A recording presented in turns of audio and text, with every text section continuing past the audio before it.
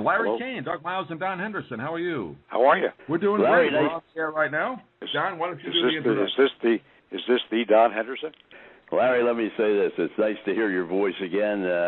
You and I worked in the same building for a lot of years. The only difference is you were at the money end of the building, and I was down with the poor people. But No, actually, the truth is you had a lot of potential.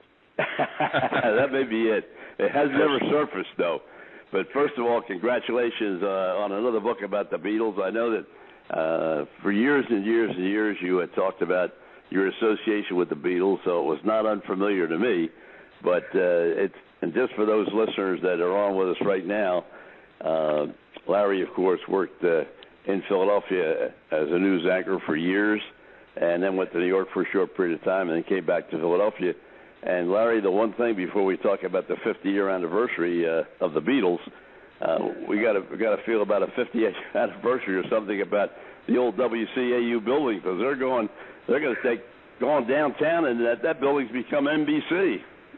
Well, the interesting thing about television and broadcasting is you never know what's going to happen. I worked for CBS for a lot of years, for about 17 years. I left to go to NBC, and 2 years later I was back working for CBS. So you just never know what's going to happen. They are moving to a big downtown building, and probably one of the most ugly television buildings in America will probably wind up being a luxury hotel, I would imagine. But for Sarasota and for the folks in southwestern Florida or mid-central southwest Florida, it's much nicer to think about palm trees right now because it is brutal here. It's about 18 degrees, and all I can say is for everybody living south of the Mason-Dixon line, life is much better these days. Well, you know, one thing about that is we did a show 2 weeks ago with Sid Mark, and Sid was talking about the same thing. Probably the worst winter in 30 years in the northeast part of the United States. I'll tell you how bad it is for those of you, and I'm sure you're going to enjoy this because you're not here right now, but it's so bad that whether we have snow or not, it ices up every day. It melts, gets to a new layer of ice. The snow around my house and most people's houses is piled about 5 feet high. It is Montana. That's all I can say. Well, Doug, we want to get to the book and about the 50th anniversary of the Beatles. They had a great show a couple Sunday nights ago, and I saw more of Ed Sullivan the last 2 weeks than I'd seen Ed Sullivan in 20 years. So I'll let you start it off. When They Were Boys, name of the book. And Larry, I know we had you on a few years ago with the previous Beatles book on. I know you did a lot of the interviews for people not aware when the Beatles came to town, local television interviews. So talk a little bit about this project. Well, there are 3 projects basically that I've encountered in the last 13 years, in addition to 2 other books that are not connected to the Beatles. The first was called Ticket to Ride. That was basically a day-to-day account, which is still extremely popular and is only available electronically. And for the price of this book, it's unbelievable. It's a very low-cost book. It's available on Amazon. The second is Lennon Revealed, which was the only bestseller I really had, New York Times bestseller. This one is totally different. This one has 3 basic themes, and if I might say this, and I'm really, Don can tell you, I'm really not into myself that much. This is a page turner. This book is a dramatic story of the beginning of the band until they made it. It's a story of how they made it, and there are 3 basic themes. Number 1 is the degradation, emasculation, and unbelievable conditions they had to work in to get where they got. Number 2 are about 25 people who are not known except to the Beatles themselves and maybe to me and a few others, who really took them to where they got to. To give you an example, not just took them to Hamburg where they were treated like really badly, but actually rigged polls for them. Did a poll on the best musical groups in Liverpool and rigged the poll. People who believed in them when they were down, people who believed in Brian Epstein, even though he was spurned by the families of the 2 of the Beatles as a Jewish businessman, someone you don't want to do business with, according to them. People who believed in when you think about it, in the real truth and potential. And the third theme is the intersection of fate, destiny, and luck. And there was a lot of that. And so when you actually read this book, you actually find out about it, you will be shocked to find out how they got to where they got to. Well, Larry, they talked a little bit about Hamburg on the special that they did on CBS, as you well know, a couple of Sunday nights ago. Why did they go there? If it was going to be that difficult, they must have known they were going into an enemy territory. Well, nobody knows really when they're in the middle of history. Nobody knows when they are making history. And they were offered a gig. First of all, they worked for a fellow named Alan Williams. Alan owned a coffee shop called the Jacaranda, and for 2.5 years, 3 of these guys, without counting Pete Best because he wasn't part of the band, and a 4th named Stu Sutcliffe, cleaned bathrooms, painted bathrooms, washed dishes in this place just to get a start. And there was an opening in Hamburg at one of the what I call the goon nightclubs, where there were horrible gangsters who were running these nightclubs. Alan Williams took them there. They lived in the top of an adult cinema called the Bambo Kino. They lived partially sleeping in a bathroom. They frequented the rooms in the same place of working women, and not the kind of working women that we love and respect. And because of that, every few days they had to get penicillin shots. They were on Preludin pills to keep them up. And then they faced the worst, nightclub goons and gangsters who basically beat them up to try to get them to play longer. And so they'd work from 12 noon to 12 midnight every night. And they found a man. And by the way, the 3 of us could be sitting in a room. There is no way we can make this story up. They found a man to protect them who loved them. His name was Horst Foscher. He was a convicted killer. Okay? So how do you mix 4 young boys from Liverpool, actually 5 with Stuart Sutcliffe and Pete Best? How do you mix them together, and how do you find a way for them to succeed when at the end of this Hamburg trip it was so bad that McCartney and Pete Best were accused of setting a fire to a nightclub, which they didn't do. John Lennon was accused of stealing a harmonica, or a mouth organ as he called it, from a music store, which he did do. George Harrison was deported because he was 17 and underage. And Pete Best went home to a loving mother, and Stu Sutcliffe stayed with his girlfriend, who he fell in love with in Hamburg. And they were done. By December 7th, 1960, they were done. They had quit 3 times, and finally somebody invited them to a little concert on Boxing Day on February 27th. December 27th, 1960. And they performed before a group of people with 20 other bands. It was sort of a dance-a-rama. And they performed other people's songs. They hadn't even begun writing. And all of a sudden, the boys and girls on the dance floor started rushing the stage. That little event, which is called Small Beer in Liverpool, gave them the hope to carry on. And the rest is history. But there's so much history in this that you and I could get breathless and butterflies in the stomach realizing what they went through to get to where they got to. This was no rags to riches story. This was a story of 3 middle-class kids and 1 very poor kid, Ringo Starr, who made it big because they refused to be denied. And it turns out to be a story. When I went over to check this out, and I started doing my interviews 6-7 years ago, I never expected to find out what I did. Well, the only one that really changed is the drummer, right? Well, that's another story. There's no question in my mind, although this is not a popular thing to say, that the band would have been just as successful, even more, with Pete Best. Pete Best was a fine drummer, and he was the most good-looking of the Beatles. And I'm going to tell you something, guys, that this is going to surprise you. From 1960 through the middle of 1962, Pete Best was the most popular Beatle in England. He had great books. He was called Mean, Moody, and Magnificent. The girls would go up on the stage and try to move John and Paul's legs so they could see Pete in the back. People used to keep him out at his home. He was on the cover of every magazine in England. This is before they made it big elsewhere. And then something happened that was pretty extraordinary. In May of 1962, Brian Epstein thought it would be a great idea to take all the parents to a concert in Manchester so they could see how well the guys were doing, the boys were doing. And in that concert, it was the same old deal. All the girls tried to get to Pete. They couldn't get to Pete. Paul and John were disgusted. They got to the bus. Ringo Starr wasn't around at that time. George Harrison went to the bus. They stayed there with their parents, and Pete was trapped inside the theater. finally, the police officers there, the Bobbies, took him to an area where they put him in a hamper, the kind of hamper you may see in hotels, where you take out the linens to get clean. Right. And they disguised him in this hamper, but one girl got through. She had a pair of scissors.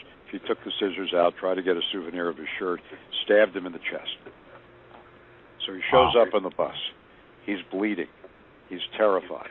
Electricity is flowing through his body. And I have 5 witnesses to this. He walks on the bus, and then the man described to me as a man I could never have met because he died so many years ago. James McCartney, Paul's father, goes up to him while he's bleeding, while he's shaking, grabs his lapels and says, "Pete, are you happy? You showed up the boys again."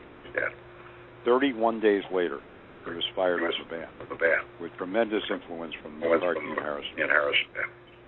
You figure that one out. That's a great story.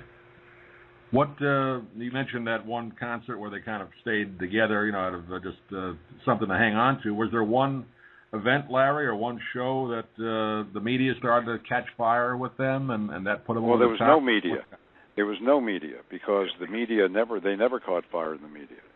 The only places where they caught fire were in 2 papers, the Manchester Express and the Liverpool Echo.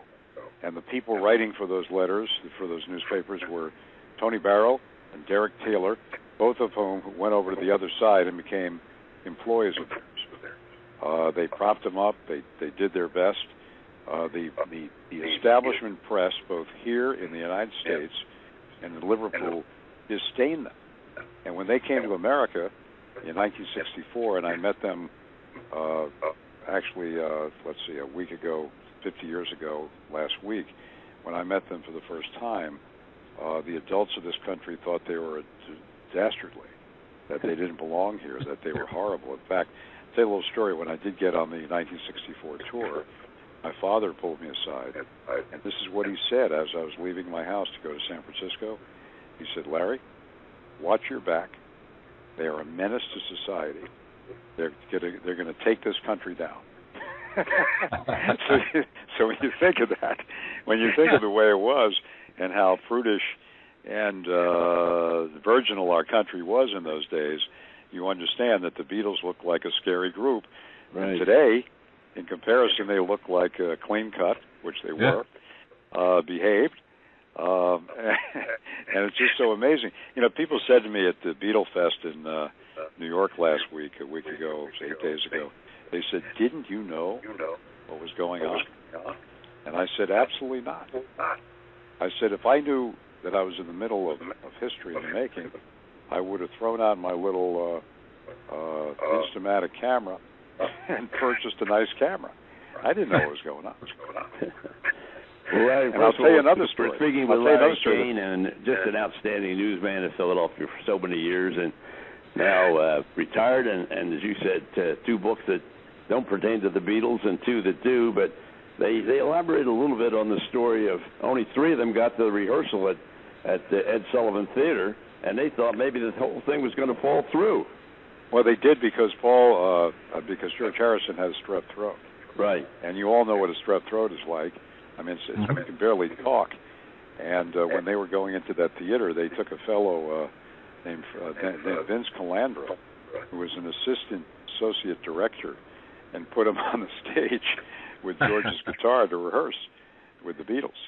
And finally they made it, and as you can see from the famous Sullivan video, it was pretty amazing. It was interesting. The next year, Sullivan's company hired me to do interviews with them before and after the Shea Stadium event, and I met Vince Calandra, who was at the Beatle Fest in New York last week, and he was telling me the story of how he filled in for them and how primitive the studio was. It had these gigantic cameras that were looked like they were 3 times the size of a human being. They were basically quite nervous, and yet when you watched them perform, there was something about the Beatles that was totally different from almost every band of that era and today's era. The Beatles played so often and so much that when you heard them, and I heard them for 74 concerts, which may be more than anybody but the Beatles themselves, when you heard them, when you watched them, you heard the exact sound of what was on the record. Mm. And you know, if you saw, with all due respect to the Rolling Stones, if you saw the Rolling Stones a few years ago at the Super Bowl, you know just how bad they are. Absolutely. Okay? Absolutely. They couldn't sing, and I'm not saying they weren't. They were that way all their careers. But when you look at the first episode of the Sullivan Show on February 9th, 1964, you were looking at an amazing group that didn't miss a beat, didn't miss a note, and there they were for 5 or 6 songs over 2 sets in an amazing program before 74 million people, and they had ice in their veins and enthusiasm in their hearts. Now, I will tell you something else that may surprise both of you. When They Were Boys is a book about, it's almost like a fantasy because it's hard to believe this really happened, but what you do find out is that they were boys, and that they were kids, and that they went through the vagaries of teenagehood. But there was something else that I'm going to tell you that's going to stun you.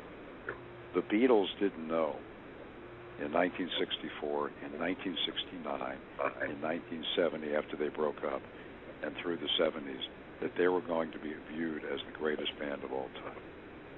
They were only concerned about one thing. When's the bubble going to burst? And they felt that it was time to quit because the bubble was going to burst and someday their careers would go down the drain. And they never anticipated that 50 years later, which is, you know, half a century, that they would be viewed as the greatest superstars in the history of recorded music. And imagine this. Imagine if there was recorded music in 1914, if we'd still be listening to that group or that artist 50 years later. That's something that is, you know, something I was thinking about recently. That it's amazing that here we are. I'm 50 years older, which is also quite an event to think about that. We're going on and we're looking at a group that first debuted in the United States 50 years ago and debuted in England 57 years ago. So only one I could compare as far as longevity is concerned would be Sinatra. I mean, he went from Sinatra was in the 30s and 40s. Right, 30s, 40s, but he was continued on with a great deal of. Well, his music was listened to right through the 90s. Okay, and still listened. That's right. That's a long time. That's a long time. He was a Bobby Soxer. My mother, when I was growing up, my mother told me about Sinatra. But Sinatra was a man who was a unique voice.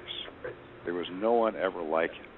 He had a style of his own, but he never had the amount of hits that the Beatles had. Right. Nor did he change the music world, because no one could possibly equal him or try to emulate him. You know, over the years, the Beatles have had many copycats, and some that have been pretty successful. Sinatra was just one voice and one man whose voice is still, to me, I don't know about you guys, is extremely haunting. I just always thought we were talking before you came on. I went down to see Tony Bennett Saturday night here in Sarasota. He was at the theater. Unbelievable that, and we were talking. I don't know if he's 86 or 87, but whatever he is, it doesn't make any difference.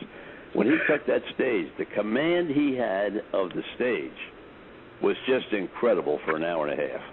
Well, I'll tell you a story about Sinatra. The first and last time I saw him in person was at the Resorts Casino in the 1980s. It may have been about 1986 or 87. You're correct. And I was asked, my wife and I decided I wanted to go because I wanted to see him in person. I had interviewed him in 1977. We were both being honored at the Liberty Bell. And I'll never forget this. I read the Declaration of Independence as part of my thing that day, and I sat down next to him, and he whispered to me, I'll never forget this. He said, "Way to go, kid." And I got all excited. But I wanted to see him, and by the 1980s, his performances were not as good as they were earlier. But I will tell you this. Watching him out there on stage, listening to his voice, was as exciting to me as anything I've ever seen. And the women coming there and the men with flowers, it was just, he was probably the single biggest star there ever was. No question about it. His versatility in the movies, whether he played a dramatic part or whether he played a musical comedy, or no matter what he did, he just had that knack of carrying on. And I'll let Doug ask another question here. This one, my last question to you is, how about San Francisco? The very last concert they played was at Candlestick Park, if I remember correctly. Yeah, I wasn't there in that year. I was in the military, but I did travel. For our side, Larry? Let's hope so. I have to tell you, though, John Lennon asked me to leave when he heard I was in the military. I did travel with them on a few stops in 1966, and he asked me to leave, and he said, we had this big fight on the plane, and he called over to McCartney, and he said, when we get to New York, I want to get Larry spirited away. We're going to make him an expatriate. He's going to come to work for us, and we're going to keep him away from the war in Vietnam. I thought that was very touching.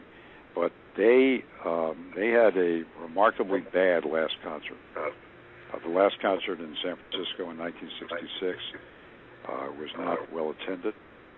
I think it was part of their feeling that they shouldn't perform anymore. They went to India in 1967, parts of 1968, and then they went into their famous acid part of their career. And there are a lot of people who will tell you, who are probably listening to this program, that they were better in the last years than they were in the early years. I will dispute that.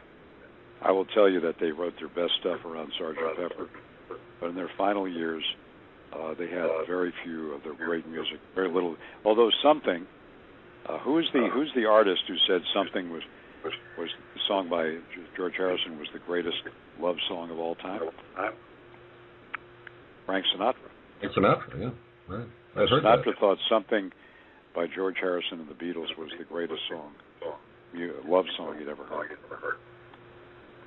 Larry, I'll wrap up with this question. You mentioned how they always thought the bubble was going to burst, so they wanted to get out kind of when they were hot. I know a lot of people out there wonder how much of an influence Yoko Ono was. You were with them. What can you tell us about that? Well, I think that Yoko Ono and Linda Eastman, Paul's wife, had a tremendous influence on the breakup, but they didn't break up because of them. Yoko Ono was a very peaceful and quiet person. Linda Eastman I did not know well, but I can tell you right now that three of them quit, excluding Ringo, because they felt that they could become bigger as individuals than they were as a unit. And the fact remains that even with Paul McCartney and superstar status around the world, none of them ever quite achieved what the Beatles achieved together. And that's why they quit. It was time to move on. What did you think of the special? I thought the special was good. I was supposed to be in the audience. I was invited to the Ed Sullivan Theater, but I decided not to because the entire special was pre-recorded.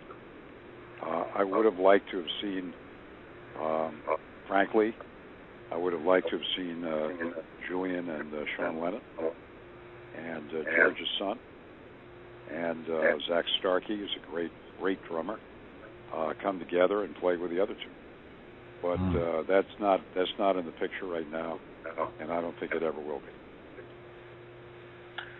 The name of the book is When They Were Boys, the true story of the Beatles' rise to the top. We've been talking with Larry Kane tonight. Larry, I know you can get the book on your website. I guess Amazon. Get it on. Actually, go right to Amazon.com or in popular bookstores everywhere. And by the way, I just have to ask you guys a question. What's the temperature right now where you are? Today it was 79. 79. Okay. That's a great fantasy to think about. What can I tell you? And I'll tell you one other thing, Larry. Well, if Herb Clark were here, he could tell us all. But for those people that are listening, Herb Clark was a fixture in Philadelphia before weathermen were weathermen. He started off with Atlantic Richfield, and when you first saw that, he was polishing windshields, and was a different commercial era in those times, Larry. But we had some great, Philadelphia has had. I'm sure we've got some people listening who are retired down there.